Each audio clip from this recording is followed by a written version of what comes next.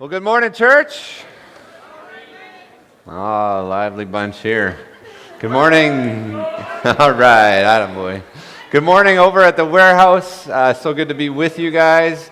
We also want to say to all those that are watching live online, to those that will be joining in over this week, to our friends up in Churchill. It's great to be together today. I need to take a moment to celebrate a pretty significant day for us. Yesterday was an event that we've been working up to for the last 5 weeks together. You've been really patient with me as I've brought the turkey suit to you many times over, and it's been a little bit of a relentless image. But yesterday it all came to fruition. We had an amazing day at our turkey trot event out at Ernie O'Dowda Park, just a block away from here. And it's been so inspiring to see everybody that came together to help us raise money to build a new kitchen at the garage, at our drop-in food bank.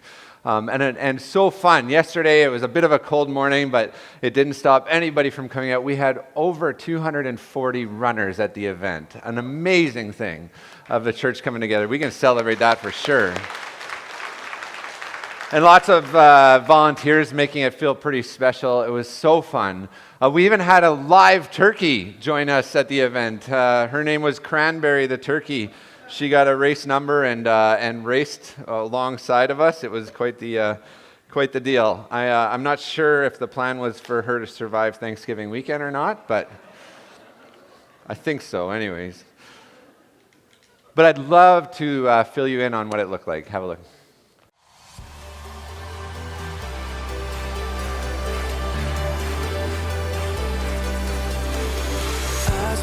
Set on you. Come on. You made a road in the wild, standing on ancient truth. I'm pressing on with my back to the past, and let the young see visions of the future, and I sing, let the old dream dreams again. Come on. In my I know you're moving in my world. A chain reaction of holy passion. Whoa.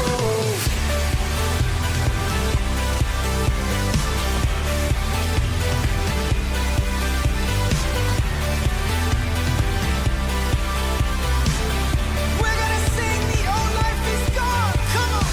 The old life is gone. It's a new day. It's a new day. Yeah. Found where I belong. It's a new day. It's a new day. Sing it loud. The old life is gone. It's a new day. It's a new day. Found where I belong. It's a new day. It's a new day. Hands up.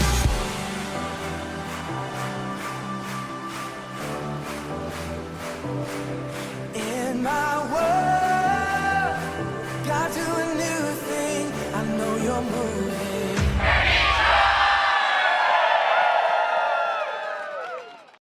It was so fun to be together yesterday. Yeah, absolutely. Really, really special event. And as of yesterday, we had surpassed $40,000 that we had raised, which is amazing. Absolutely amazing. So significant. And, if you wanted to be a part of that, you can take an opportunity today to join in with that. You can contribute back at the Welcome Center at our new giving station in whatever fashion you want. But join with us as we kind of further this project and invest into our neighborhood. But just a huge celebration to everybody that invested their time and energy into that. All right. The last 3 weeks, we've been diving into this series called Do Hard Things. And we've been challenging the fundamental ideas of how we are as a church and saying, how do we take our faith to that next level? The first week, we challenged ourselves to identify the bullet holes that were in the buckets of our lives that are leaking out all that God has given and poured into us. The second week, we challenged to expand our imagination and move from this idea of mere community to a gutsy and life on the edge, get the mission done together, communitas. And then last week, as Todd reminded us, we said, let's not settle for mere praise, but let us take our worship off of autopilot to get rid of the dragon, to begin to shine and shoot and throw and sing and break and reach and roar our worship.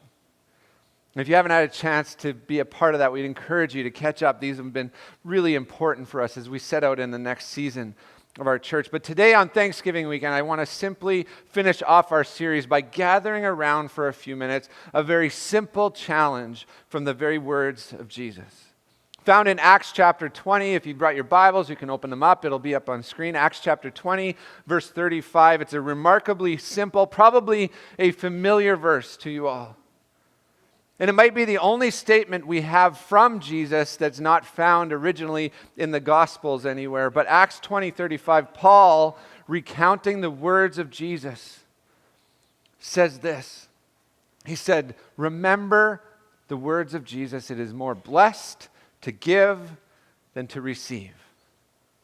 As we consider the meaning together of this simple phrase, I think it has more to tell us than we might realize at first glance. And in many ways, it really is a central understanding to the faith that we live out, to something that was central to Jesus' life and his message. And so let us begin looking at chapter 20, verse 25.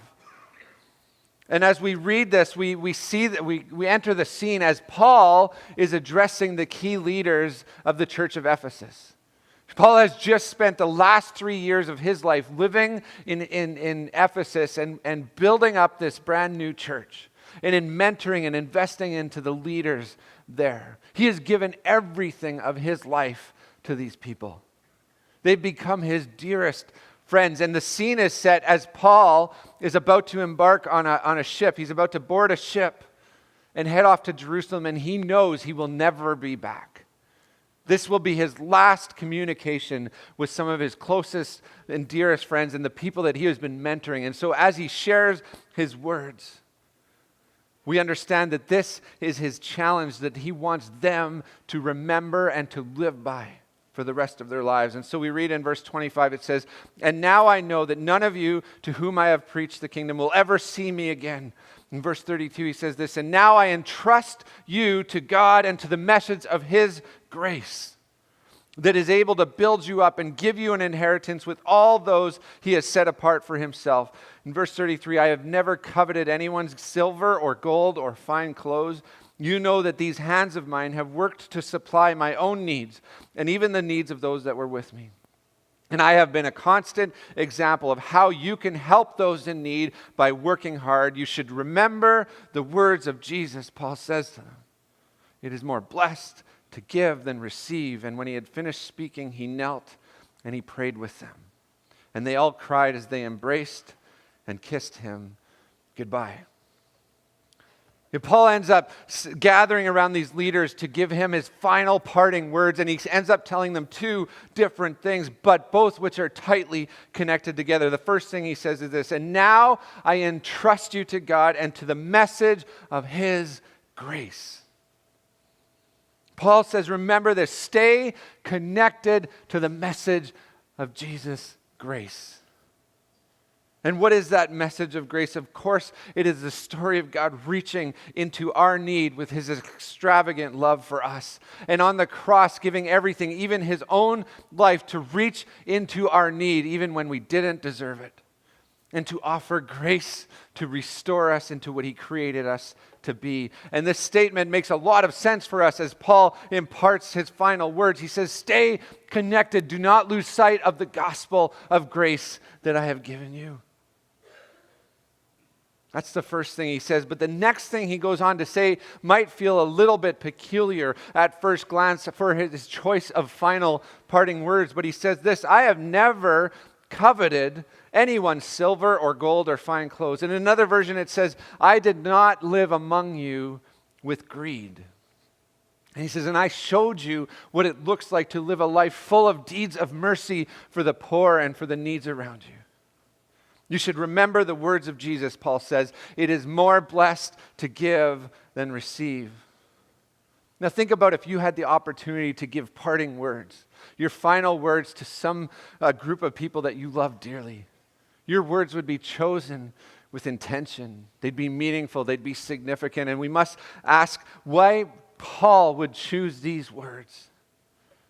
He says, remember the grace of the gospel in your lives. Never disconnect from understanding that. And then he goes on to say, but live with radical generosity. Live with radical generosity. When Paul shares these are not separate thoughts. They are connected together. They are assumed to be joined together. And here's what I think Paul was trying to say as he communicated his final words. He says, if you have discovered the remarkable grace of Jesus in your lives, then you will live radically generous lives. These two things coincide. Encountering and experiencing the grace of Jesus in our lives, it propels us, it compels us to live with radical and reckless generosity. In fact, to not do so would mean that we are forgetting the message of grace. And that's why I think Paul's words make sense when he says, be careful about coveting, watch out for greed, watch out for materialism, and ensure that you never stop caring for the poor and for the needs among you. Because like Jesus taught us, it's more blessed to give than to receive. And here's the thing. I don't think anybody really thinks that they are greedy. Rarely is that a confession that people make. I mean, all the time we have people coming and confessing the more obvious sins or struggles. You know when you've committed theft. You know when you've lied to somebody. You know when you've cursed at somebody. These are obvious, but rarely, if we reflect on our lives, we are rarely aware of the impact of greed in our own lives. I think sometimes we have no problem seeing it in others, but it's rarely obvious to ourselves. And consider this, Jesus talked about greed and materialism more than 10 times more than he talked about anything else in our struggles and our sins. And so maybe we ought to pay attention when Paul chooses these parting words. Paul says it is clear to state we need to be careful about greed and materialism creeping into our lives. We need to protect ourselves from it. And he imparts this thought to remember the gospel. Remember the extravagant gift of grace that Jesus has given in your life. And remember, Jesus had everything. He had it all. But we were valuable enough to pursue the one thing that he did not have, which was us. And he gave his life for it. We are Jesus' most treasured. And if we truly comprehend this, the only way we can really respond is to live with that same generosity that he demonstrated to us in such extravagant form. To Paul, the extent of our generosity is the extent to which we understand the message of grace in our lives. He says, remember the words of Jesus, it is more blessed to give than to receive. This is a counter to our culture and so many of the messages that we hear in our world. It's counterintuitive to so much of how we structure and operate our lives. And yet, I think we all want to be a part of generosity. Our hearts are drawn in when we hear inspiring stories of extravagant generosity. We long to be a part of an experience like that. We are moved when we see it. And I think that's because when we have the experience of releasing the grip of things in our lives and our time and our resources and using them to benefit and to serve other people, and we see that happen, we have a tangible experience of being in line with the very heart of God. We experience what God designed and intended us to be. If you think about it, an act of generosity, it gives us meaning. It connects us to the world around us. It expands our small circles of maybe family or friends, and it connects us to the greater world. It brings a sense of fulfillment and joy that we cannot taste in any other experience. Listen to the words of Proverbs 11:24. It says this, the world of the generous gets larger and larger, and the world of the stingy gets smaller and smaller.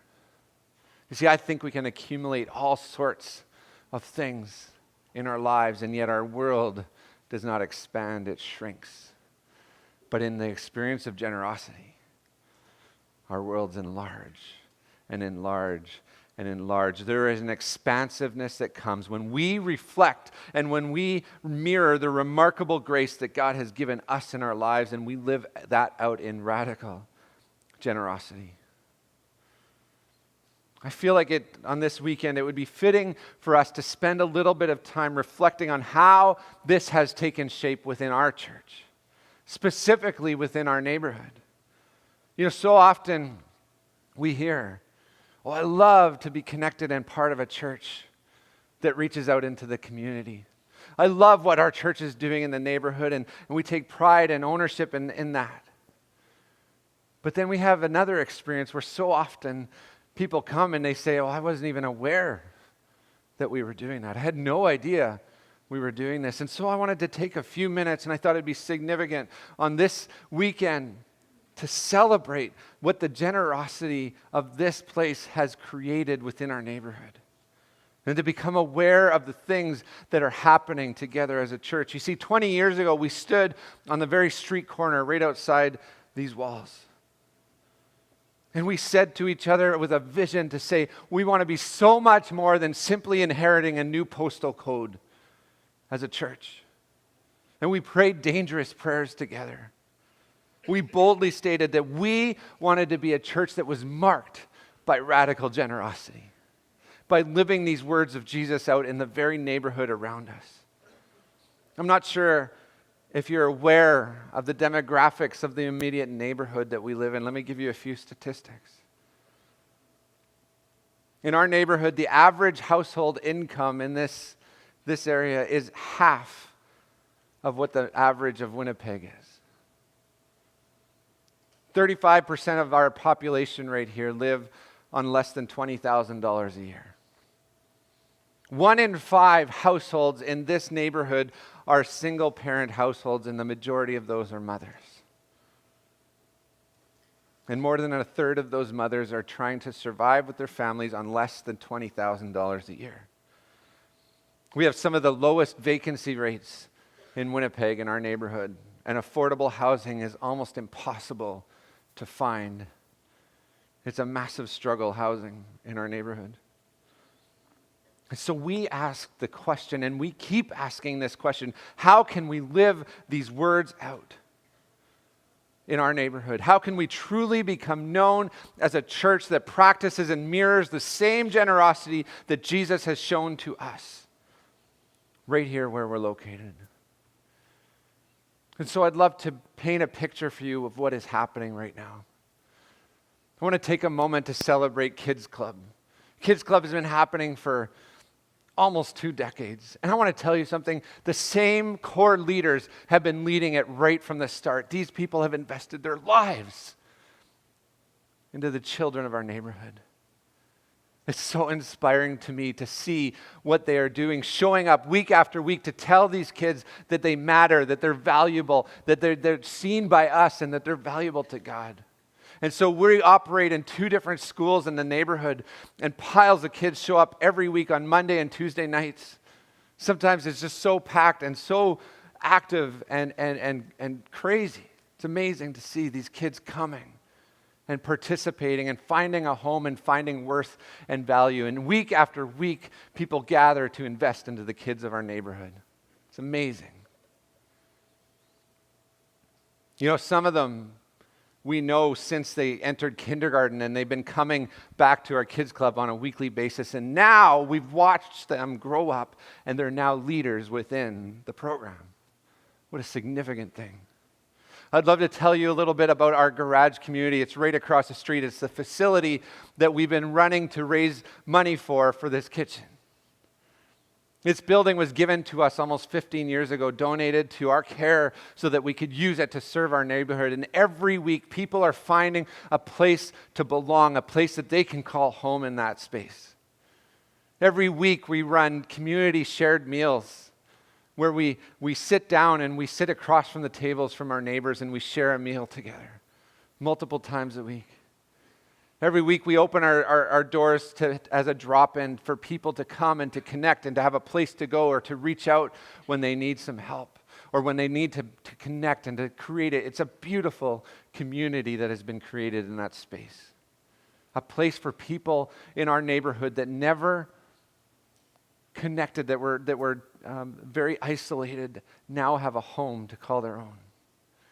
Every week we run 2 different food banks where we gather and we resource more than 80 families with groceries to help them as they struggle to provide for their own households. And more recently, we've been developing programs like our Learn to Cook, where we run through an 8-week course of learning the basic cooking skills of how to cook healthy meals. And walking through, but as they do that, they actually help prepare the meals that the community comes and shares. And so now you have these individuals learning to cook, but now they sit down and share the meal that they have prepared with their neighborhood. Amazing. They graduate with their food handler's permit, they graduate with their certificate, and it's a cool thing to see. We've recently started preparing frozen meals on an individual basis for people that are isolated or seniors that have a hard time cooking or shut-ins, to help them have access to healthy meals. And so our community, as they learn to cook, also help to prepare frozen meals that are then resourcing the neighborhood around them. And we've also started catering. We realize that so many programs, even within our walls of our church, hire catering for different events. And we thought, what a great way to engage our neighborhood is they're learning to cook, to actually help to cater those events. Even yesterday at our turkey trot, it was catered by the garage community, made by our community, a beautiful chili and bannock lunch. It was awesome. And we believe that is a place for everybody to find a place that they can belong. I'd love to tell you about our refuge program. This has been happening year over year over year for so much of our history, where we open our doors and invite in moms from the community to come and to find their own connection into community, to find resource and to find a support group for them to navigate some difficult issues in their lives. And so we open our doors and they come in, and man, this place on this side of the factory is just packed. So many kids, so many babies. Even this last week, I got a picture texted to me, and there was so many newborns in that room, and we didn't have enough help. In fact, it's a struggle right now to stay operational because our capacities are being pushed. And so we need more people to step up and say, let me help to resource this program so that we can continue to open our doors. And if you want to get a part of that, we would love to invite you into that. We also, for women in the neighborhood, offer support groups, specifically to women that are impacted by domestic violence. There's a large number of them that live right outside our doors. And we want to be a safe place for them to come, to tell their stories, and to help find healing through that. We run other support groups for addiction-based issues or anger management. And I'll tell you, we are just exploding. This round of support groups we didn't even advertise for because we filled to capacity without doing so. We actually have a waiting list for people from our neighborhood saying we need help to access our programming. You see, the level of need we see is so deep. We are invited into the most vulnerable struggles of people that are coming and looking for help. And if I were to be fully honest with you, so often this breaks our hearts. In fact, this last week, I sat around with my community staff team and we shared tears together over this idea. There is so much brokenness and hurt and struggle that is being opened up to us. But we don't have enough to step into it all. And nothing breaks our hearts more than having the door of need opened up to us and entrusted to us, and we have to walk away from it. But we see the impact it is having as we continue to invest and to grow these things. It's amazing. I'd love to tell you quickly about Station 8 Cafe. Now, this is just a cafe that started at the fire hall community. We opened up a cafe much like we have here. And it began just by providing coffee for the services, but quickly another dream started to emerge from that. And well over a year ago, we started operating what we call Fridays at the Fire Hall. So every Friday night, we open up our doors to the neighborhood and to anybody that wants to join in. And we have live music that happens. The cafe is operational, and Friday night from 6 to 11, we're hosting a space for our community to gather. But a new dream is beginning to emerge from that as well. And we're dreaming up this idea of creating a work experience for those that are within our community programming to gain experience and to give them the opportunity to work. And so now we're beginning to employ individuals from our program to operate the cafe, whether it's on Sundays or whether it's on events or at Fridays. And in fact, now we're doing events outside the church. We're being asked to provide coffee services, but we're now beginning to employ people and give them the experience of working and of being paid for it and of gaining those skills. And we'd love to even connect with coffee shops in the neighborhood and say, hey, why don't we feed you employees through this program? It's amazing. Even this coming weekend, we've been invited back to Scattered Seeds. It's a market, a weekend market for crafters, and it's amazing. We have this incredible privilege to be there. And it's going to be employing people from our community programming. It's awesome. I'd love to quickly celebrate what's been happening at Finding Freedom. This is a recent partnership for us, but we are so thrilled to be opening up our doors and partnering with Finding Freedom to say, for anybody that's struggling through issues of addiction, through childhood trauma or through complex trauma in their lives, every Friday night our doors are open and this place fills up. And we get to offer help and support and a community for those that are trying to overcome this in their lives. It's a beautiful place. It is judgment-free.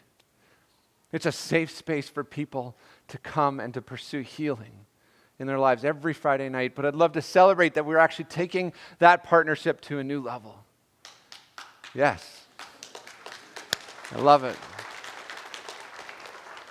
Beginning in mid-November, their daytime treatment program will become housed at our church. It's called React. It's amazing. Yeah. And it's a place where I think right now there's 40 or 50 people that access this every day. It's a treatment program to overcome these things in their lives. It's having tremendous success. And so now, every day of the week, our doors are going to be open for people to come and find healing in that process. Amazing. You know, recently we've announced this, but it's something that's brand new for us and that we're moving into. But we've formed a partnership with a nonprofit called Winnipeg Supportive Housing. And we purchased a property at 307 and 315 Talbot Avenue. And we have dreams and plans, and we're working towards building a 40-unit housing complex that will be there for those that have gone through treatment, that are overcoming addiction issues, but that are not housing secure. And we know this, that as people overcome those things, as they go through those programs, if they don't have safe and stable and supportive housing, the cycle just repeats itself. And so we want to open our doors and say, we can help. We can do something about that. And so we're going to create housing for people to come and to find to support them through that process. An amazing dream for us. It's a $6 million project that we're working on, and we're pursuing public funding and private funding to do this together. Amazing. You know, this site was like this for more than a year, a pile of rubble, because there was a fire. The previous owner didn't do anything about it. And so every day, there's just thousands and thousands of people that drive by there. And this is the image of our neighborhood that they see. It's like an iconic corner. We've finally been able to now take ownership of it and get it looking a little better. So it's now cleaned up, which is awesome. Yes. But I have an idea. I'm not sure. I'm still working it out with our insurance coverage if we can do this. But our idea is to make a statement to our neighborhood. As they've driven by this every week and it's become an icon of our community, we want to say now that we're in possession, things are changing. And we know we won't break ground in this project over the winter. So my plan is to build a giant skating rink for the neighborhood kids. Hey? And to say, we're here. And we're opening ourselves up to our neighborhood to experience. I don't know how to do it. I've never built a rink. Maybe you have. Come and tell me how. We'd love it. But we're dreaming this up to be able to not just build a rink, but to decorate it, to put lighting up, to say, look at our neighborhood. We're so proud to be here. And we want to invite the neighborhood, there's so many kids right around this, to come and have a safe place to be, to organize and get skates and helmets donated so everybody can come and participate that. Maybe there's skating lessons that happen every Saturday for kids to come and learn to skate. I don't know. The dream is there for us to say, let's use this place for our neighborhood. And you know, part of what's transpired over the 20 years that we've been in this neighborhood is that we've earned the trust of our community. We've been faithful and we've been present. And we haven't desired to just create one-off events for people, but we want to be present through it all, right in the midst of everything on the long term. We're not going anywhere. But as we've built up this trust, something else has happened, and our voice has been invited into speaking into some of the policies that govern our neighborhood, into lobbying for changes for our community that will help to watch out for those that are being missed or forgotten, or to the vulnerable in our neighborhood. We're a part of pioneering a network called the Food Security Network. Our director at the garage, she's a part of this, leading the way of saying, how can we resource our community better in its food security? Our voice is such a privileged place to be, but our voice has been invited to shape the 5-year plan from our Renewal Corporation for our neighborhood, to speak to how the ways that government funding is flowing in is going to the people that need it, into resourcing the needs of our neighborhood. What a privileged place to be. We've recently pioneered together with a few other agencies something called the Elmwood Mental Wellness Coalition. And we're gathering together as a neighborhood to say, we need more services brought into our neighborhood to help with the mental health issues that exist. This is such a prominent struggle in our neighborhood. And there's not very many services for it. And so we're lobbying together from this. Every week we're getting referrals and requests to help from places like Victim Services and the provincial government, from Manitoba Housing, from the WRHA. They're looking to us to say, how can we help? Because they see the need and they see what we're doing. And we're getting referrals from all sorts of places. It's an amazing thing to see what has transpired and developed. And so I want to take a minute to celebrate the generosity in this room. The radical generosity, as many of you have contributed week over week to what we are doing as a church here in the neighborhood by giving. It's amazing. To celebrate all of those that give up their time to support these programs, the difference is incredible. And so on this Thanksgiving weekend, as we reflect on what God has given to us, we allow the words of Paul to permeate our community this weekend, to continue to challenge us towards radical generosity. And as we do this, we have the experience of being blessed and finding meaning and seeing our worlds expand as we feel connected to those around us. When we hold a baby, knowing that their mother is able to join into a group and tell her story of abuse for the first time, and to find healing within that. We can walk away with our hearts full because that happened. When we join together as a community on a cold morning and we run for a new kitchen, we can walk away knowing that we play a part in a meal that is being shared with somebody that just needs to know that somebody sees them today, that they're not invisible in this world. And we can give our time to sorting food and giving it to a family that is struggling, knowing that their kids will have something to bring for lunch, or that there'll be formula for their infant. And when we do, our hearts are full and blessed, and we understand the words of Jesus, that it is more blessed to give than to receive, and we know the truth of these words. But I'd like to suggest one last thing together today. That living generous lives, even radically generous lives, are just the easy part of Jesus' words. Now, don't get me wrong. I don't want to suggest that this comes easy or naturally for us, and I certainly would never want to discount the remarkable sacrifice that so many of you have given to do these things, the cost that you have had. It's amazing. But I'd love to be bold enough to say this, that when it comes to our faith and our understanding of what it means to be a Christ follower, this really is a basic level of what we are called to be. To mirror the radical generosity that Jesus gave to us. In fact, that's what we are to be known for as a community. It should be what differentiates us as those that have received God's incredible grace to want to live that out in remarkable ways. Generosity is a basic tenet of our faith, but much like we've been doing over the last 3 weeks together, I want to suggest that there is another level of meaning to Jesus' words that we often don't think about, that are actually much more difficult to see become a reality. There is another side of these words from Acts chapter 20 that in my experience are much harder. I was at a conference a couple of years ago, and it was at the very end of the conference, and there was a FaceTime interview. It was really poor quality video, but there was a man named John McKnight, Dr. John McKnight. And for 5 minutes, he shared a reflection out of this very passage of Acts chapter 20, verse 35. And what he shared struck me to the depth of my soul. He flipped this statement that Jesus made right on its head, and he handed it back to me. And in so many ways, it is challenging every part of how I see our community engagement. It is shifting the way that we are doing things on a fundamental level. It is changing the way that we engage with the poor and the needs around us, and it messes with so many things.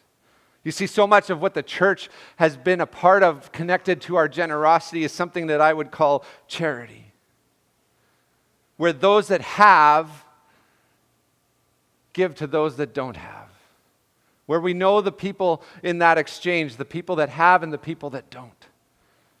And we're drawn to events where we can collect as much as we can and we can give it away. We celebrate stats like how many people did we feed at our Thanksgiving dinner? How many hampers did we give away this year? How many people are we serving at our food bank? How many pounds of food did we collect? The bigger the numbers, the more inspiring and moving the story is to us. But I want to ask you this question that was asked of me.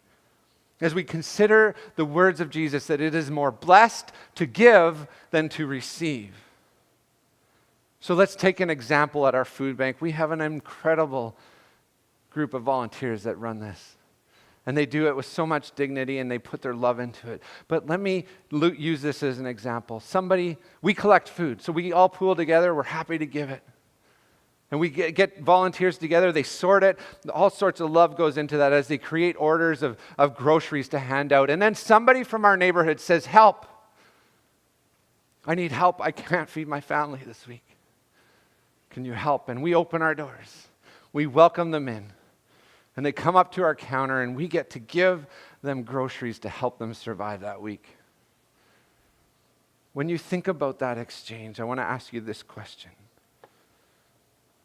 Who is being blessed when that happens? As we look at this encounter, it is us that leave that place with blessing, isn't it? Now, don't get me wrong, we have helped. We've met a need for that day, but think for a minute about the person on the receiving side of that. Have you ever had to line up and rely on a handout in order to feed your family? Well, it sometimes is a necessary exchange. It is usually one that's filled with embarrassment, shame. It reminds you of failures. Now, we do this with as much dignity as we can. But if we honestly reflect on this, we might ask ourselves, who is the one being blessed? You see, Jesus' words in Acts chapter 20, they challenge us to generosity, but they don't just challenge us to that. They actually point out to us that we receive meaning and value and joy and fulfillment. We are blessed when we're given the opportunity to give or to contribute. And if that is true, as we engage with the poor and as we engage with the needs around us, with the broken and the vulnerable and the forgotten, it means we should do everything that we can to place them in the highest position. The position of being blessed, the position of the contributor. You know, I had the opportunity to go to our to visit the graduates of one of our Learn to Cook courses. And we presented them with a diploma that they completed. They had their food handlers. And as they were learning to cook, every week they were cooking to feed our neighborhood. So they were contributing. And as I presented to this, you could see a shift just in their person, given the opportunity to feel like they had something to offer, that they were contributors to what we were doing. It changed everything about their demeanor.